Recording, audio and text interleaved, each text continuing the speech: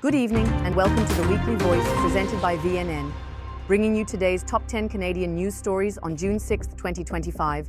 Let's get started. Eid al-Adha, the festival of sacrifice, was marked across Canada today with prayer, compassion, and solemn reflection. This year's observance carries even deeper weight, falling on the anniversary of the London, Ontario terror attack that killed 4 members of the Afzaal family.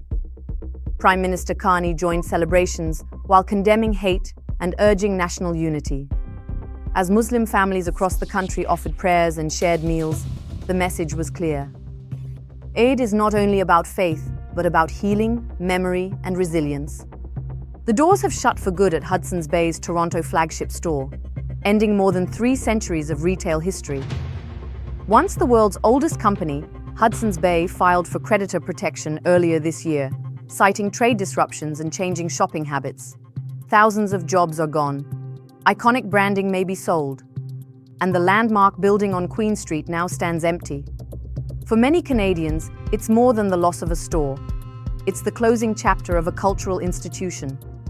A clause buried deep in Donald Trump's Big Beautiful Bill could cost Canadians billions. Section 899 proposes new U.S. taxes on Canadians who invest across the border, in what some economists call a nuclear option against countries like Canada with so-called unfair tax laws. At risk, Canadian RRSPs, pensions, and corporate holdings. Withholding taxes could climb to 20%, and the digital services tax may be the trigger. Prime Minister Carney's government is under pressure. Retreat or risk a financial backlash? In a surprising shift, PM Carney has opened direct dialogue with Chinese Premier Li Qiang, aiming to thaw a years-long freeze in Canada-China relations. The talks address key trade issues, like Chinese tariffs on canola and seafood, while setting the stage for deeper cooperation on fentanyl control and economic diplomacy. It's a risky reset after years of tension, detentions, and retaliatory tariffs. But both sides seem ready to move forward. The question is, how far? A 12-day undercover operation by Ontario police has led to 36 arrests for child luring, with suspects ranging from 18 to 73 years old. Officers posed as minors online, intercepting attempts to exploit children through social media and chat rooms. 9 real victims have been identified and are now safe. Authorities warn this is just the tip of the iceberg and urge parents to stay alert as digital threats grow more complex by the day. Toronto briefly topped the global air pollution charts Friday as wildfire smoke from northern Ontario and western Canada smothered the city. According to IQ Air, Toronto surpassed every other major city in air quality risk before dipping to second place later in the day. Environment Canada issued widespread advisories across the GTA and beyond, warning of hazardous breathing conditions and high health risks. Officials attribute the surge to at least 15 new wildfires and winds pushing smoke into urban centers. Seniors, children, and those with respiratory conditions are especially vulnerable. Visibility dropped, outdoor routines were disrupted, and hospitals braced for a spike in patients. Air quality is expected to remain unstable through the weekend, with one expert summing it up. Summer finally arrived, but brought pollution, not sunshine. Despite years of promises to build more housing, 3/4 of Canadians say they no longer trust Prime Minister Carney's housing plan. A new report reveals why. It's not just about supply, it's about financialization. Nearly 30% of homes nationwide are now owned by investors, with Ontario and BC seeing up to 57% investor ownership in new condos. Analyst John Pasalis warns the market is broken. Developers chase profit by building small, high-yield condos, not homes for families. Meanwhile, politicians and landlords benefit from rising prices. Pasalis proposes removing tax breaks for real estate capital gains.